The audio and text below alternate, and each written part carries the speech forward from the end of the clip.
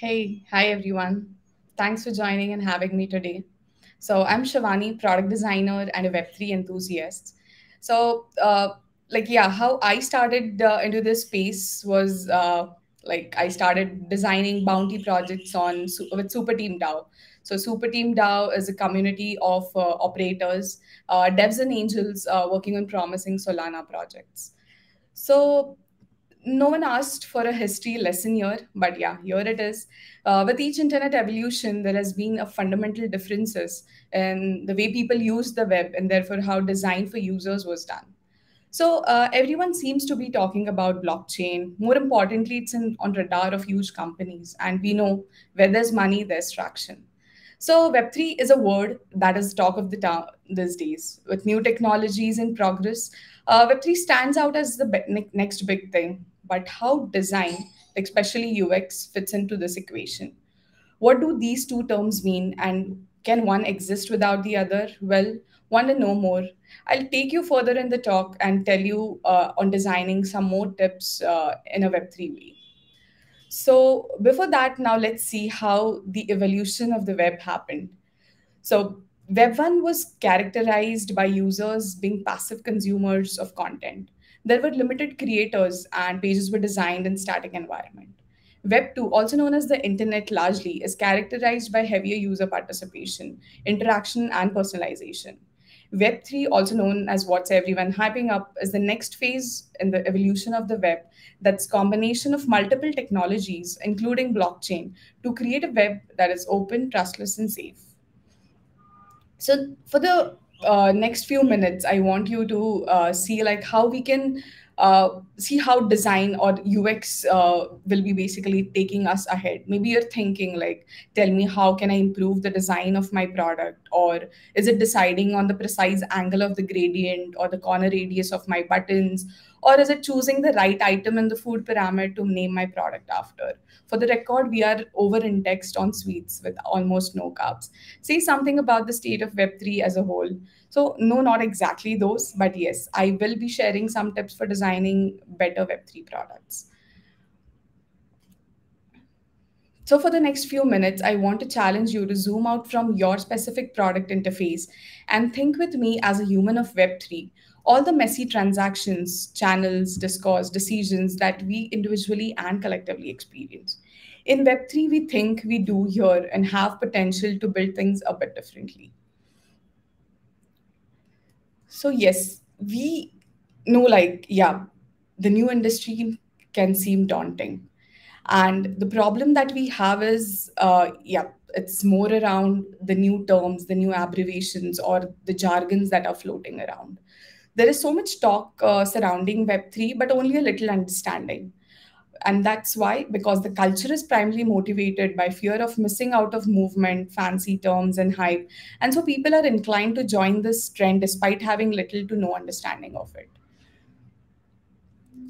So the new technology is difficult for people to adopt because users are typically new to the space, and they, with this being new means less familiarity and understanding of what basically the technology is.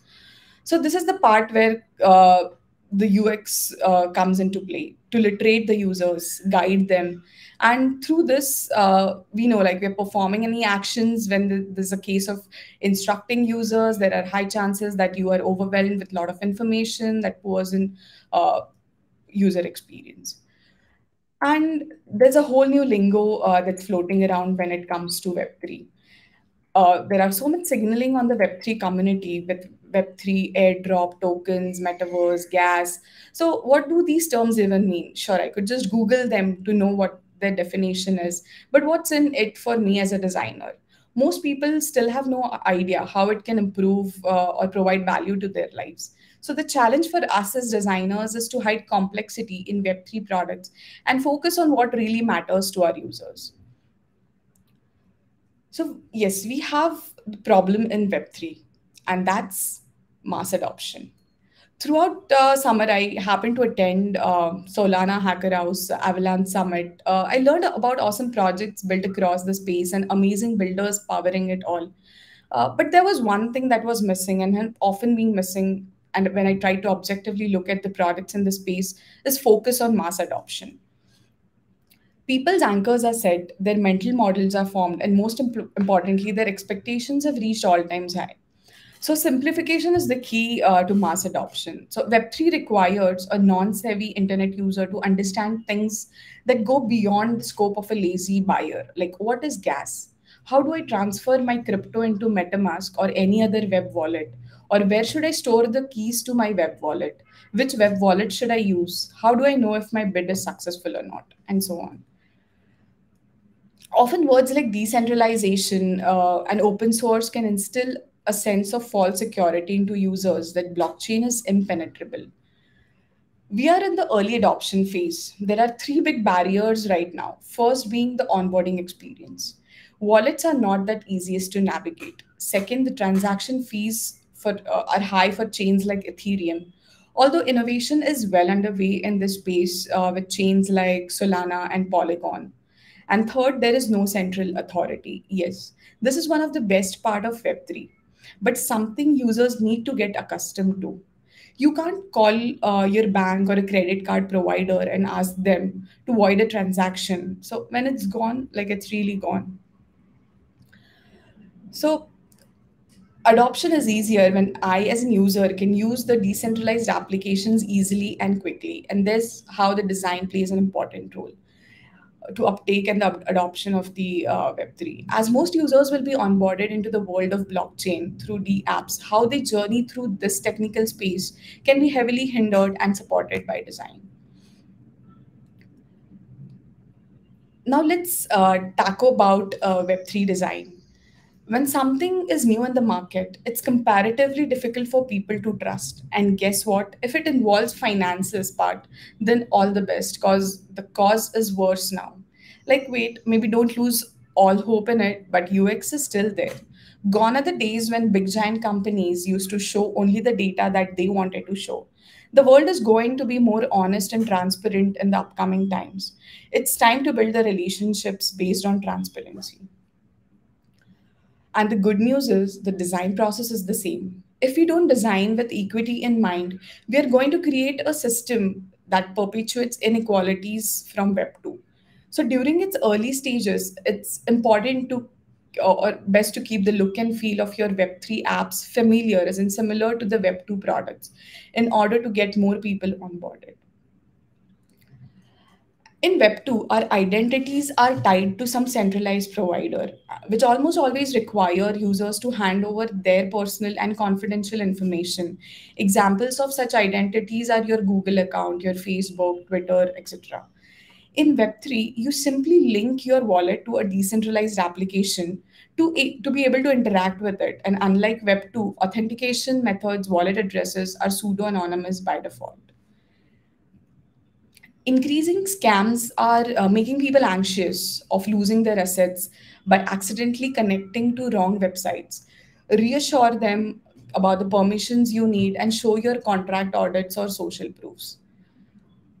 Blockchain is slow and takes time to confirm transactions. So, this often leaves people thinking, oh, the app is broken. But communicate these steps or the states using loaders and use error success messages wherever needed. So people using your app for the first time are still figuring out like how to use it and are often overwhelmed by the number of choices. So onboard people with product tours, walkthrough videos, and help talks. People using these apps are also not very familiar like okay what should unless any your target audience is developers, you can't throw very heavy crypto jargons at them. So using of human friendly labels, something which they are already familiar with, adding descriptions and tooltips will educate them on the go. So Ethereum provides a great example by mentioning Twitter when quoting their free from censorship benefits. So this is a platform where users would already be familiar with. So as people learn about blockchain and its potential, so it's on the onus of designers to help people overcome this learning curve. Another great example of communicating value is Dean's website, which provides users with three levels of cards. So the first level shows the headings, the second level upon hover shows more information, and the third level lets users read more and takes them to the page with more details. So, trust and transparency are key characteristics of blockchain since it's decentralized. And particularly for the decentralized applications that hosts many transactions, all relevant information should be available for the users. And giving users the ability to see all fees affiliated with it, all the transactions, is very important. And to build the trust of the users, it's important to be transparent, especially when it comes to the decentralized applications where people are trusting the application with their assets. And UX can definitely help in building trust in products by going with the transparent design approach. By transparent, I mean to say that we should show them enough of the details of the transaction, their asset details, clarifying the actions that are not reversible, clarifying actions that involve risk, providing history of their transactions, and delay. So it could take in completion of any action. So they should be aware of all these complexities, all the things that is happening when they take any action. So the more we are transparent about these things, the better we will build their trust of our users. So as a user, when you get this feeling that you can access all your information or everything that is going in front of you, this is definitely leveling up the trust, and all because of transparency. So you see the depth of details Uniswap is providing to the users when users interact with their app. So that's one way of building the trust of the user. Now, let's see how the future of the industry is and how design will be playing an important role in this. So, Web3 is coming faster than any one of us could have thought of. The transition from Web2 to Web3 is huge. And when transition is huge, we cannot compromise on the design processes or the UX part as well. So the Expedite Design is working on designs of Web3 for quite some time now. And we realize that the need to redefine the few processes is very important, because one of the most important factors in the success of Web3 products is the speed of executing your idea and launching it in the market. So, and if we talk about the most followed sequence of UX design, it can now be obsolete for Web3 products. What we can do is design the MVP product with some basic functionalities after conducting user interviews and about the pain points and wants and frustrations, and launch the product in the market. After launching, gather the real data with the help of heat maps and surveys, and then reconsider your UX decisions based on those real facts and figures. So, iteration is the key here.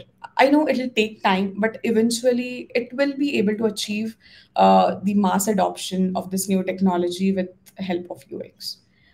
Since it's a new space, this chance to set standard of user experience, and also as we know, like it's the key flows are going to impact millions.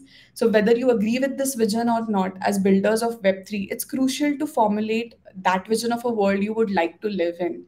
So maybe even more important than what we build is how we build it, especially when we are in the formative years of Web3. I also discovered that design has to be present from the moment the smart contract is being written. So a huge part of user experience is done there. And if you don't pay attention to that step, you cannot do anything later on. Immutability, both good and bad. And this tells us that there is very little tolerance for mistakes. So one wrong action can lead to disastrous results. So this is the part where UX comes in when technology is so crucial.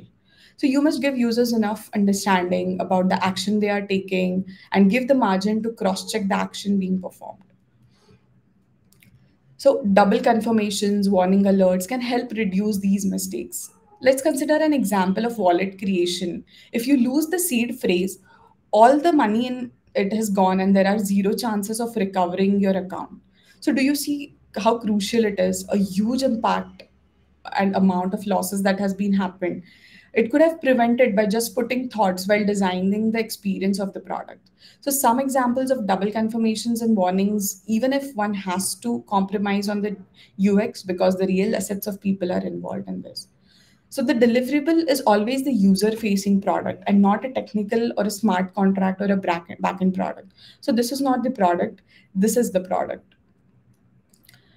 So UX design in Web3 is just beyond design. In fact, even in Web2, UX designers cannot solve the problems of the users alone.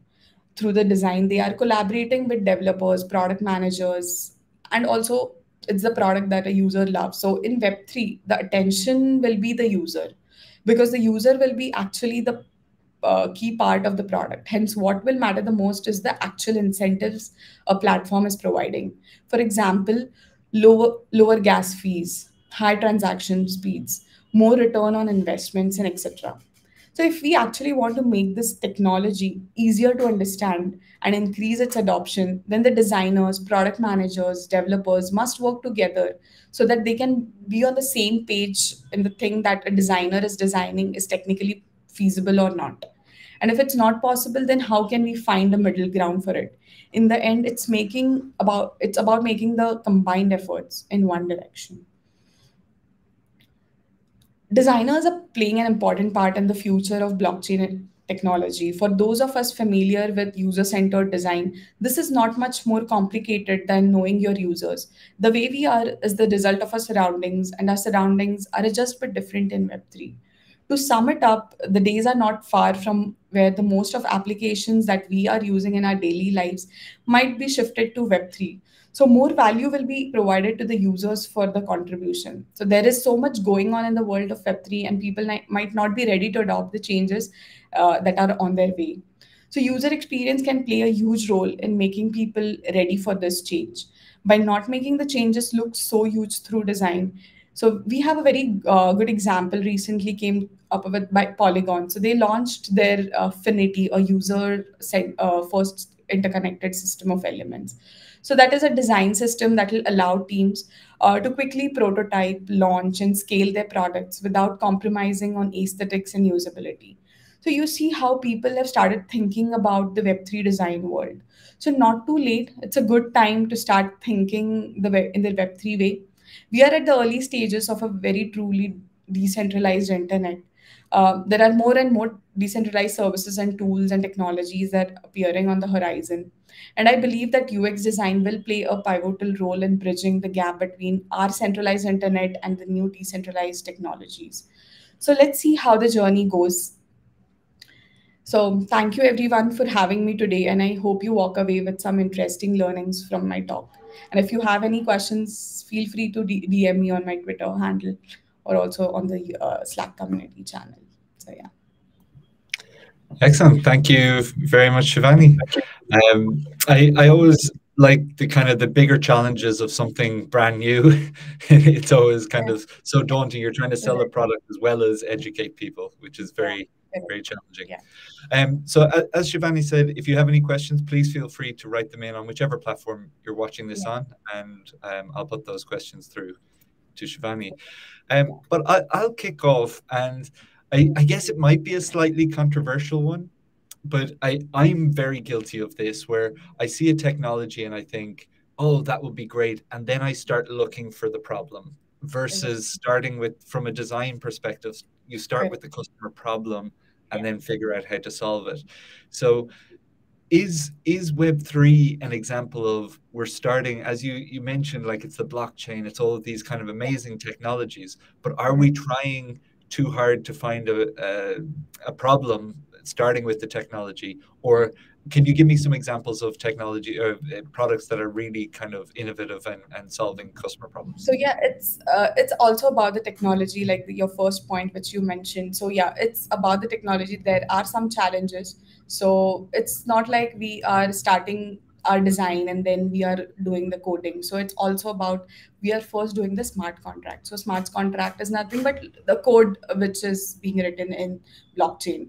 So there is a challenge where people are finding it difficult. So most of the decisions that are being taken are happening at that step itself. So when it comes to design, the designer is just blocked. He has limitations, so he can't change anything that time. So that's where I'm trying to maybe tell everyone is, or maybe the companies or the products should adopt to this. Not everyone is doing it. So Polygon is doing a great work there. So they have a big team of designers who are actually trying to bridge this gap. So they are actually working with their developers. So it's not like a design team, so it's a product team. like everyone together working on a project. So it's not like they're individually working in different parts. So they have this Cope Studio, which is their they recently acquired. So they're working on the brand sides of things. So I think the UX designers especially have actually become the part of these key decisions that are being taken during the product making. So yeah, that playing a crucial. But yeah, technically, if we see, the technology do have some limitations, which is actually having this hindrance of not as we hear about in the market, like people say that is not very usable app, or the it's very complex to understand, or there are a lot of text in that. So yeah, that's where, like, but now people are trying to come up with different design systems, is what I showed for Finity. So yes. Great. And the way I like to think about it, any new technology, the Gartner hype cycle. So it Correct. gets really hyped, and then you have And the then, drop of correct. So I disillusionment. think last year it was all Web3, and now it's as the market was down with many things that happened. So yeah, Yeah. but it So, will be so I up. guess now we're probably looking Now at kind it's, of yeah, it's the coming up. growth and the real. So navel gazing, what do you think the future is going to hold, or what do you think is going to be really impactful over the next year or two? I think like people will still like start working, will keep working and try bringing in the innovation. So the market is going to be really good, and I think what I've seen, especially I traveled different summits like Avalanche Summit. So I especially in India I didn't see that much, but yeah, abroad I've seen like yeah, there's a scope. People are actually building in this space, giving full time to all the technical and innovations there. So yeah, this space is really going to grow high. So yeah. Mhm. Excellent. Yeah, it's always interesting. I guess now we're in the hype cycle of AI, so we'll see where that Yeah. goes as well over the Correct. next year or two. Maybe chat GPT, like AI and Web3 is the next thing. Maybe yeah, something like innovation is happening in that field. Yeah. Great. Um, well, I think that's the questions that I have. So if anybody has any other questions, send them in, and we can always just post them onto our Slack community after I'll the answer fact. that. Yeah. But thank you very much, Shivani, for sharing all of your insights. Thank you.